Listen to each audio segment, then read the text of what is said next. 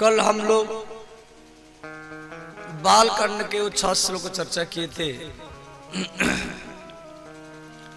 जिसको गोस्वामी लगातार 6 दिन तक लिखे थे। अंतिम में भगवान महादेव बोले, आप हिंदी में ग्राम्य भाषा में रामचरितमानस को रखिए, तो गोस्वामी तुलसीदास जी संस्कृत भाषा में रामचरितमानस लिख रहे थे। शिव जी का बात मान करके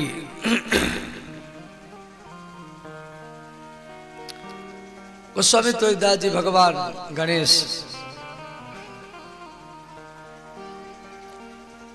का वंदना करते हुए और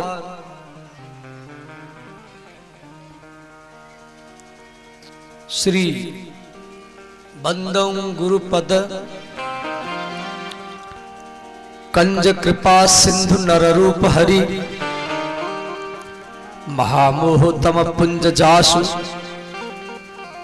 बचन रवि कर निकर। श्री मनुष्य रूपी गुरु का वंदना किए। पहले श्लोक में वंदे बोधमयम नित्यम गुरु शंकर रूपिणम, वहां भी गुरु का वंदना किए। गुरु शंकर रूपिणम, शंकर शंकर माने सम कल्याणम करोति इति शंकर, जो समाज का कल्याण करे भगवान महादेव। तो वहां भगवान रूपी गुरु का वंदना किए, और यहां पर मनुष्य रूपी गुरु का वंदना किए। नर रूप, नर माने मनुष्य, मनुष्य रूप में अपना गुरु का वंदना किए। बंदौ गुरुपद कंज कृपा सिंधु नर रूप, नर रूप, नर शब्द का अर्थ मनुष्य, मनुष्य रूपी गुरु का वंदना किया। अब भगवान रूपी गुरु और मनुष्य रूपी गुरु। तुलसीदास जी 5 बार गुरु का वंदना किया है।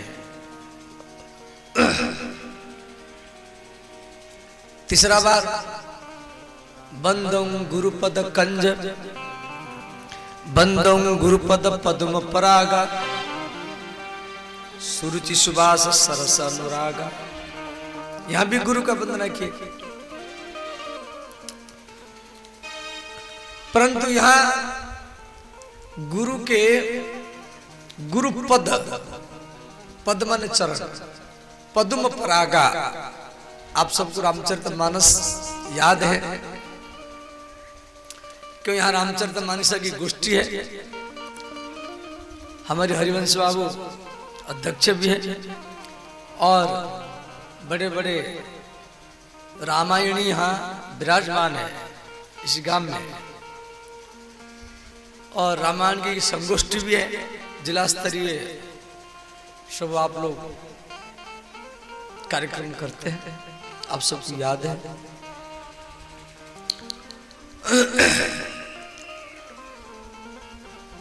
तो यहां पर जो गुरु को वंदना किए, बंदौ गुरु पद पद्म परागा, पद्म माने कमल, गुरु के चरण कमल का वंदना किए। पहले ध्यान देना, गुरु शंकर रूपिणम, भगवान रूपी गुरु का वंदना किए। दूसरी बार नर रूप हरि, मनुष्य रूपी गुरु का वंदना किए। बंदौ गुरुपद कंज कृपा सिंधु नर रूप हरि। और तीसरी बार बंदौ गुरुपद पद्म परागा, गुरु के चरण कमल का वंदना किए। और चौथा बार श्री गुरु पद नख मन गण ज्योति, सुमिरत दिव्य दृष्टि ही होती। अब गुरु के चरण कमल को छोड़ दिए, तुलसीदास जी चौथा बार वंदन किए। श्री गुरु पद नख, गुरु जी के जो चरण में 10 नख है, जिसका ध्यान करने से दिव्य दृष्टि, अब दृष्टि कहां होता है? दृष्टि आंखों में होता है, परंतु यहां आंखों में नहीं, दिव्य दृष्टि हिय होती। हिय माने हृदय, हिय शब्द का अर्थ है हृदय। दिव्य दृष्टि हृदय में होती है। और पांचवा बार गुरु पद रज मृदु मंजुल अंजन। अब नख छोड़ दिए, नख को छोड़ दिए। गुरु जी के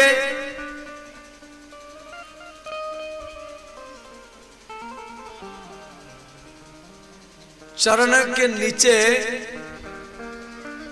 जो रज है, मिट्टी है, धूली है, ये पांचवा बार वंदना किए। समझ गए?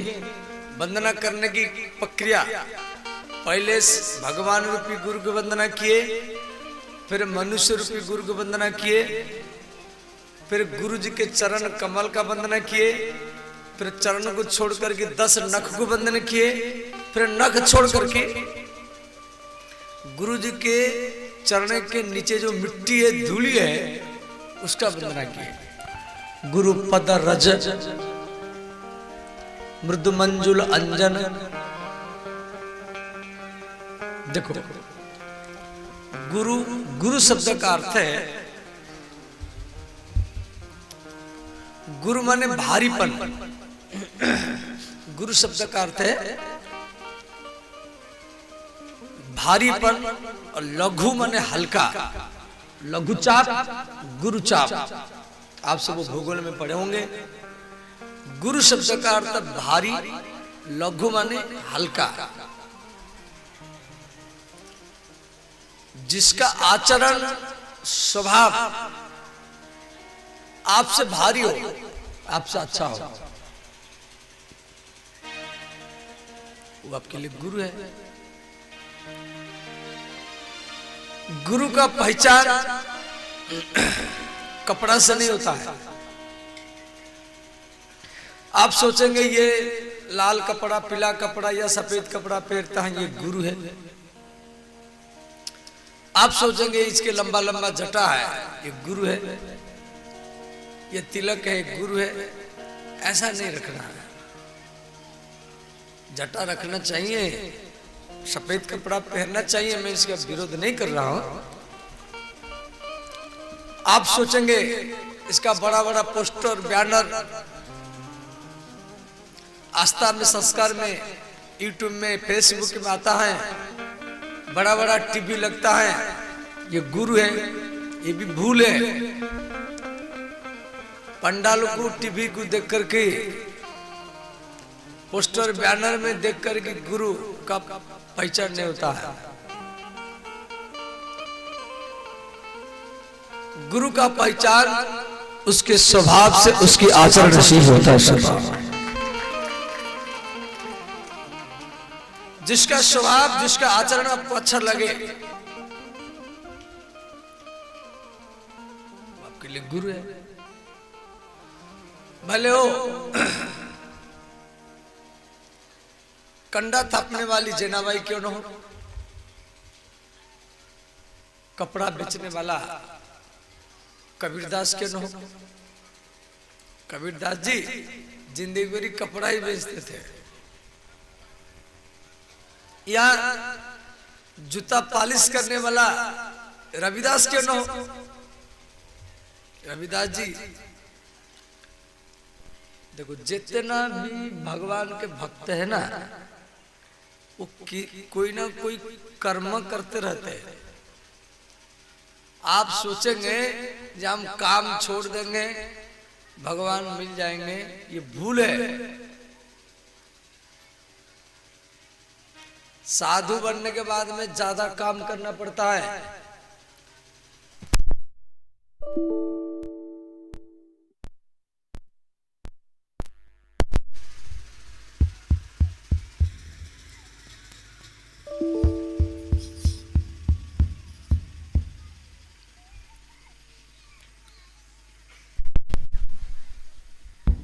तो ध्यान देना, साधारण व्यक्ति साधु नहीं बन सकता। जो सोचता है साधु बनेंगे, वृंदावन में अयोध्या में जाएगी, खाएंगे, घूमेंगे फिरेंगे, मस्ती करेंगे, ऐसा नहीं होता है।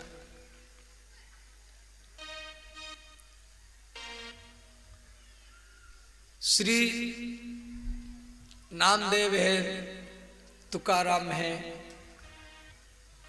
रविदास,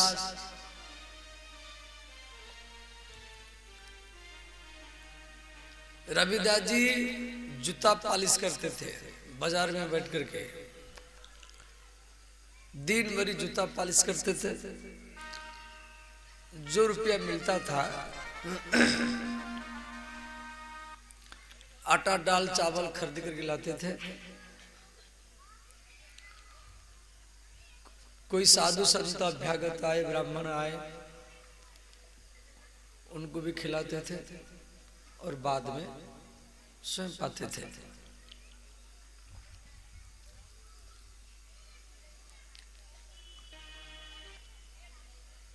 रविदास जी के दुकान में जो भी जूता पालिश करवाने के लिए जाते थे, उस सबको राम बोलते थे, हाथ जोड़ कर बोलते थे, राम जी आप जूता पालिश कराने के लाए हैं, दीजिए, मेरे राम का जूता है। बड़ा प्रेम से पालिश करते थे, साफ करते थे, बहुत प्रेम से, राम की जूता है। और पालिश कराने के बाद में उसको पहराते थे, राम जी इसको पहन लीजिए। दिन भर यही करते थे। एक बार काशी का राजा आया, वो देखा रविदास जैसा महान भक्त यहां बैठ के जूता पालिश कर रहे थे। तो राजा ने कहा, रविदास जी हम आपके लिए आटा दाल चावल भेज रहे हैं, आप किसी मंदिर में बैठे, ये बाजार में बैठ के जूता पालिश कर रहे हैं, ये तो हमको अच्छा नहीं लग रहा है। तो रविदास जी बोले, महाराज मेरा यही मंदिर है और मेरा यही मंदिर है, और इस मंदिर में दिन भरी जितना भी जूता पालिश करने के लिए आते हैं वो सब राम ही आते हैं। अब रविदास जी के लिए दुकान ही मंदिर है और हम लोगों के लिए मंदिर ही दुकान है।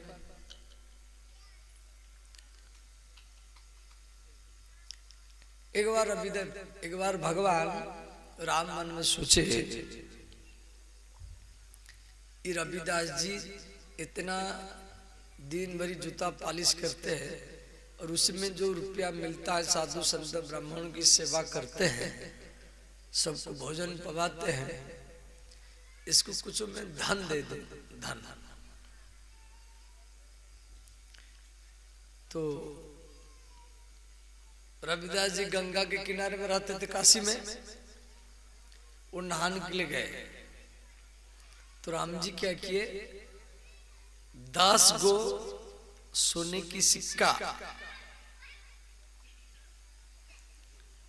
ठाकुर जी के सिंहासन के नीचे रख दिए। तो 10 सोने की सिक्का। रविदास जी गंगा नहा के आए,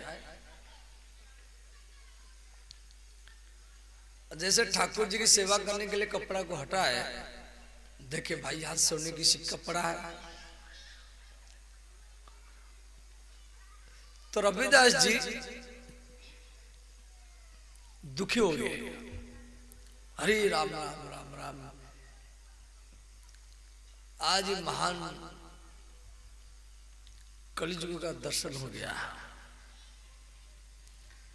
तो रविदास जी क्या किए, एक चिमटा लाए, चिमटा जो रोटी आप चिमटा में हटाते उठाते हैं, तो रविदास जी उस सोने की सिक्का को हाथ में स्पर्श भी नहीं किए,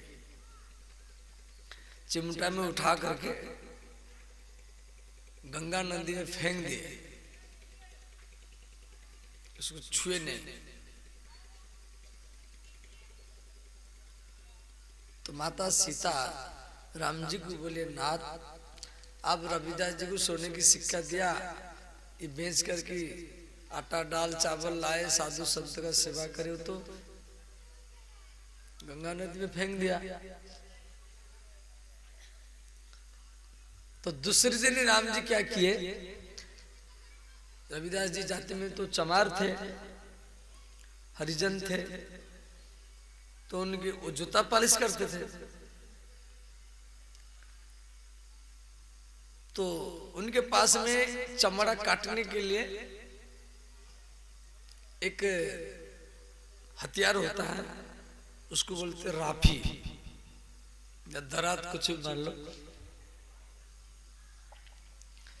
तो राम जी सोचे सोने की सिक्का दिया, ये उठाया नहीं, गंगा नदी में फेंक दिया, आज इसके राफी को सोना बना दूंगा।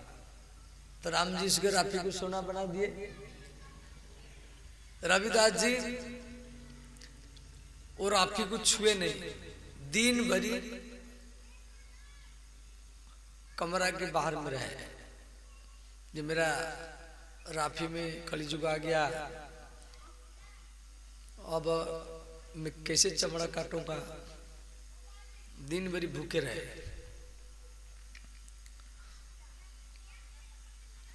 तो अर्धरात्रि में राम जी आए, भगवान राम रविदास जी को हाथ जोड़ करके क्षमा मांगे, बोले रविदास मुझे क्षमा करना, तुम मेरे कारण दिन भरी भूखा रहा।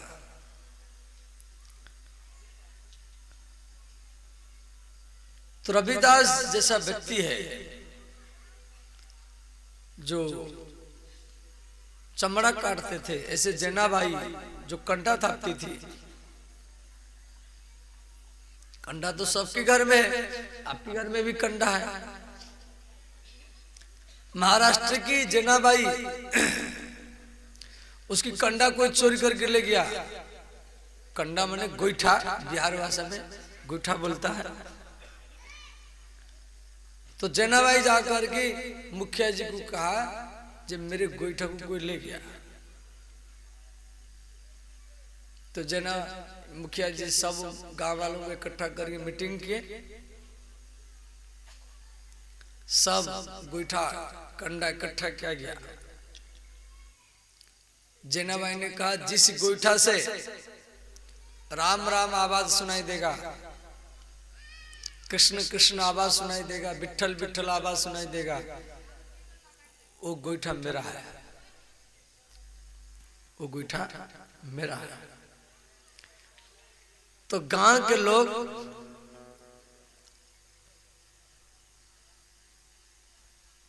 जैनाबाई के गोईठा को कान में लगाए, तो जैनाबाई के गोईठा से राम राम आवाज आ रहा था।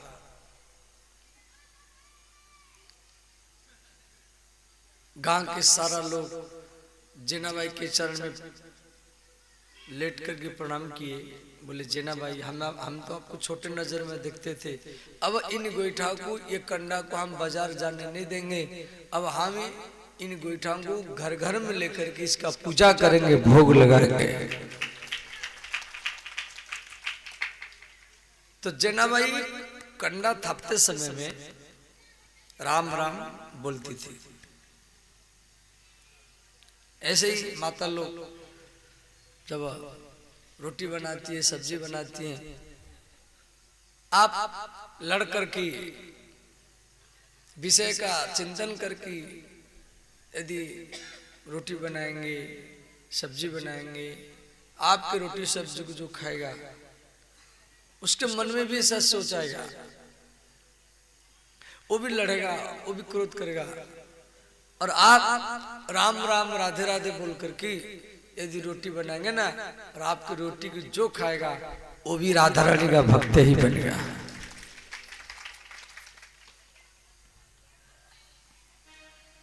इसका नाम है कर्मयोग। कोई भी काम करो भगवान की याद करते हुए करो।